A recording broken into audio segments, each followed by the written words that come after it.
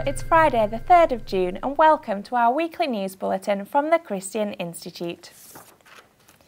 Dame Judi Dench, Sir Richard Branson and Sting have signed an open letter urging David Cameron to decriminalise the possession of all drugs.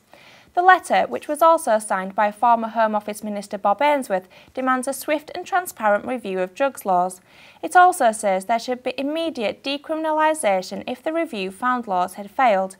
But Mary Brett, a trustee of charity Cannabis Skunk Sense, said, "This is naive in the extreme. These people have never read the literature on the harms drugs such as cannabis can do. The message decriminalising drugs sends out is that they are safe." And a spokesman for the Home Office said, "We have no intention of liberalising our drugs laws. Drugs are illegal because they are harmful. They destroy lives and cause untold misery to families and communities." And a Scottish Health Agency guide tells teenagers that smoking cannabis and tobacco can be relaxing and make people feel more at ease. The remarks are contained in Fags and Hash, a publication by NHS Health Scotland. Teenagers are also told the best way to reduce the harms with smoking tobacco is to completely quit, but with cannabis they should just smoke less. Professor Neil McKegney, Director of the Centre for Drug Misuse at Glasgow University, said the leaflet conveys an entirely misplaced comfort around the whole issue of cannabis and smoking, and to my mind is more likely to stimulate interest in the drug than discourage use. The BBC is unfairly representing Christianity in its programming, according to the corporation's own research. The report, carried out as part of the corporation's diversity strategy, said that there were many who perceived the BBC to be anti-Christian and as such misrepresenting Christianity. The paper also states that there is a suggestion that more minority religions are better represented, despite Christianity being the most widely observed religion within Britain. According to viewers, the BBC uses derogatory stereotypes of Christians, which portray them as weak and bigoted. However, a BBC spokesman said this is not the case. "We have strict editorial guidelines on impartiality, including religious perspectives, and Christian programming forms the majority and the cornerstone of our religion and ethical output." The Church of Scotland is set to lose another minister following the General Assembly's decision last week to permit openly homosexual clergy. Reverend Andrew Coghill, who has served his church on the Isle of Lewis for nearly 20 years, had warned the Kirk's governing body that ordaining homosexual ministers would destroy the church.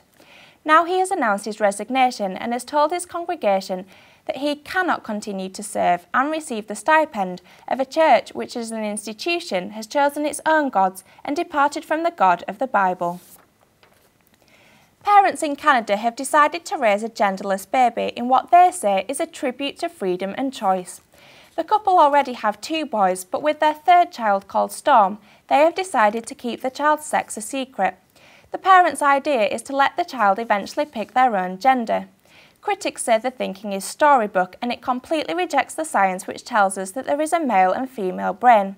Speaking on American national TV show Today, Harold S. Koplowitz, a leading child psychiatrist, called the parents' move misguided. The thing that's disturbing to me here is that while they seem like well-meaning people, it's misguided because, frankly, you can't deny, a child's sexuality or gender. And what we want to do as parents is be more than just passive. We want to also offer some guidance. Schools Minister Nick Gibb has said that parents should retain the right to take their children out of sex education classes if they wish to. The minister was speaking to a House of Lords Select Committee about the government's internal review of how sex education is taught. Mr Gibb said that it is parents, not the state, who are ultimately responsible for raising children. He said, "My concern is about parents and to make sure that we reflect their views in the laws that we pass about their children." England's last remaining Roman Catholic adoption agency has lodged an appeal with the Charity Tribunal in an attempt to preserve its religious ethos. Catholic Care, which is based in Leeds, lost a decision in April last year when it was decided the charity must be willing to provide adoption services to homosexual couples. But the agency wants to continue to uphold the Roman Catholic Church's teaching on marriage when placing children for adoption with couples. Of the 11 Roman Catholic adoption agencies operating in England and Wales in 2007, Catholic Care is the only one which has not yet closed down or dropped its religious ethos because of sexual orientation laws. Well, that's all for this week. For more information and regular updates on all of our stories, plus much more, visit our website at christian.org.uk. Until next time, goodbye.